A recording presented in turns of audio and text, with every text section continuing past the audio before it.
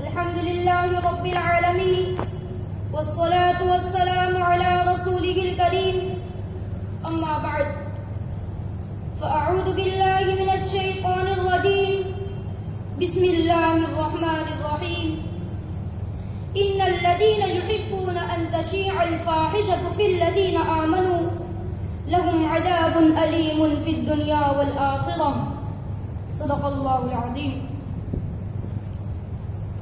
मुहतरम हज़रात, सामिईन किराम और अजीज दोस्तों, हम और आप जिस मजहब को मानते हैं वो है दीन इस्लाम। और इस्लाम एक ऐसा मजहब है जो इंसान की फितरत के बिल्कुल मुआफिक है, जिसमें जिंदगी गुजारने का मुकम्मल ज़ाब्ता और दस्तूर मौजूद है।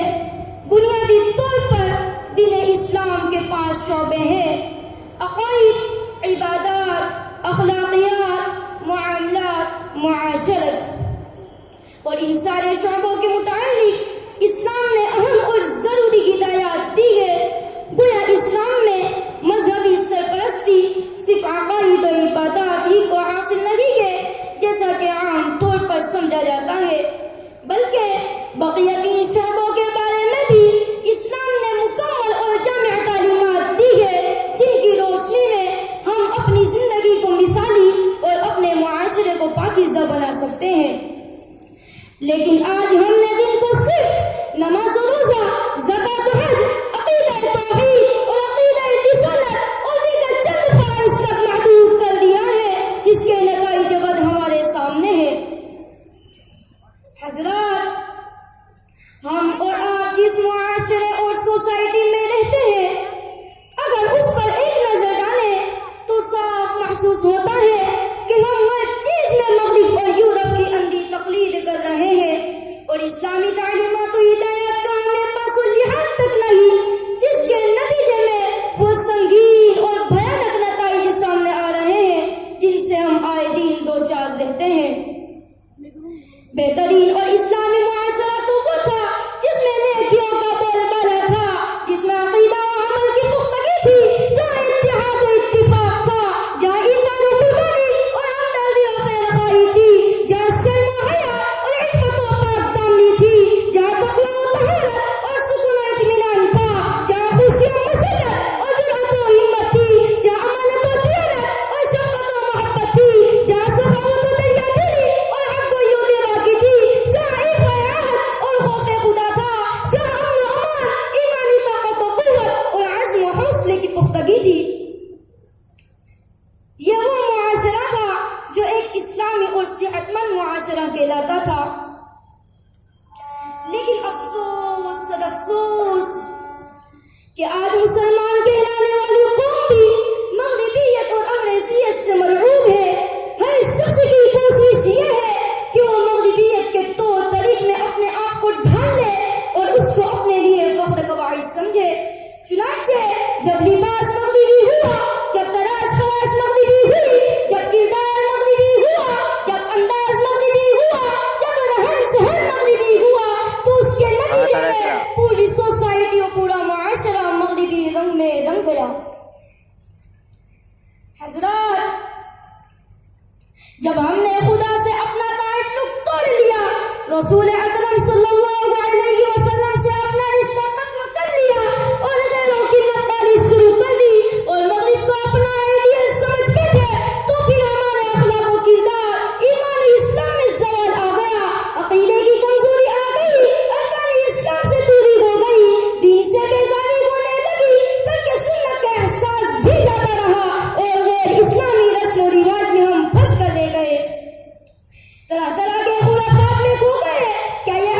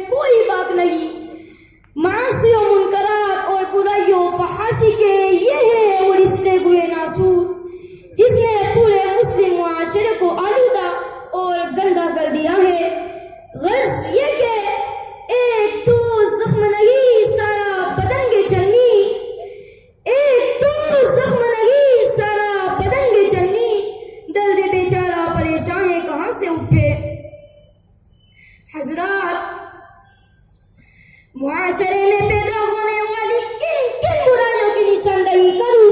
पूरा जिस्म छलनी हो चुका है, पूरा मुआशरा बदबूदार हो चुका है, पूरी सोसाइटी को घुन लग चुकी है।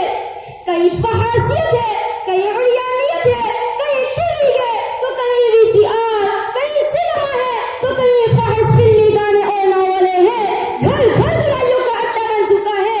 जगह जगह शैतान ने अपने अड्डे बना रखे हैं और गुल्ला गुल्ला बदकारी की दावत देते हैं।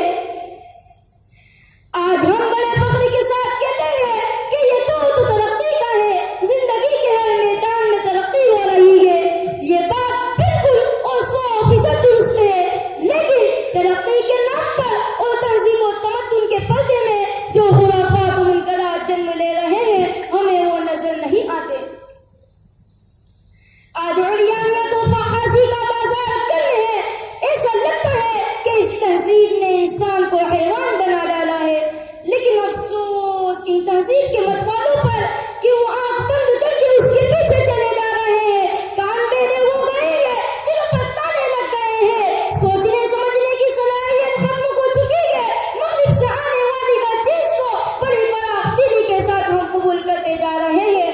और सबसे बड़ा मुतमद्दी मुहज़्ज़ब शरीफ और आला सोसाइटी का फर्द कहलाता है, जो सर से पैर तक मगरिबियत में गर्क हो। अफसोस अफसोस, मगरिब की इल्मी तरक्की की नक्काली तो नहीं हो रही है, साइंसी तरक्कियात में उसकी बराबरी की कोशिश तो नहीं की जा रही है, पैरवी की जा रही है तो खुराफात में, नक्काली की जा रही है तो गलतकारी में, उड़ियानियत में, फहाशियत में मुकाबला हो रहा है तो नाच गाने में, हुस्न जमाल में। क्या यही तरक्की के रास्ते हैं? मुसलमानों, आज शिकवा करते हो कि हम पिट गए, हमारे हुकूक नहीं दिया जा रहे हैं, हमारे बच्चों को यतीम किया जा रहा है और हमारी माँ और बहनों की इज्जत लूटी जा रही है।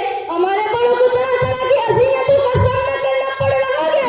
लेकिन ओ नबी की गुलामी का दम बनने वालों, जरा ये तो बताओ कि क्या तुम शराब नहीं पीते, क्या जुआ नहीं खेलते, क्या तुम बदकारी नहीं करते, क्या हराम माल से अपने पेट को नहीं भरते, क्या दूसरों का नाजायज माल हड़प नहीं कर जाते, क्या तुम दूसरों की इज्जत और आबरू के दर पे नहीं होते, क्या तुम्हारे अंदर बदअखलाकी आम नहीं है, क्या तुम जुल्म और सितम के पहाड़ एक दूसरे पर नहीं तोड़ते, क्या तुम हुकूकुल्लाह और हुकूकुल इबाद की पामाली नहीं करते? अगर ये तमाम चीजें सच है और यकीनन सच है तो होना तो ये चाहिए था कि एक कहर और आदाब के जरिए हमें हलाक कर दिया जाता, हमें सफ़े रस्सी से मिटा दिया जाता। लेकिन अल्लाह की तरफ से ढील है और हुजूर अकरम सल्लल्लाहु अलैहि वसल्लम की दुआओं की बरकत है कि ऐसा कहर हम पर एक बार की नाज़िल नहीं होता, वरना हमारे अमाल तो इस कदर शर्मनाक है कि हम किसी ऐसे के अज़ाब के मुस्तहिक है जो हम सबको यकसर फना की घाट उतार दे। इसलिए मुसलमानों, उठो, अभी भी वक्त हाथ से नहीं गया है और याद रखो, इज्जत तर हकीकत इस्लाम को छोड़ने में नहीं है बल्कि उसको इख्तियार करने में है। इसलिए अगर इज्जत और सरबुलंदी चाहते हो तो ईमान इस्लाम को मजबूती से पकड़ लो, शाइर इस्लाम की हिफाजत करो, अहकाम इस्लाम पर अमल करो और गाने सुनने के बजाय कुरान से लो लगाओ। फिर देखो, पूरी दुनिया तुम्हारी कदम बोसी करने के लिए तैयार है। इसलिए आओ, आज़्म करो कि हम हर काम शरीयत के मुताबिक करेंगे और अपने अमल और किरदार से इस्लाम को बदनाम न करेंगे। आमीन या रब्बल आलमीन व आखिरु दावाना अल्हम्दुलिल्लाहि रब्बिल आलमीन।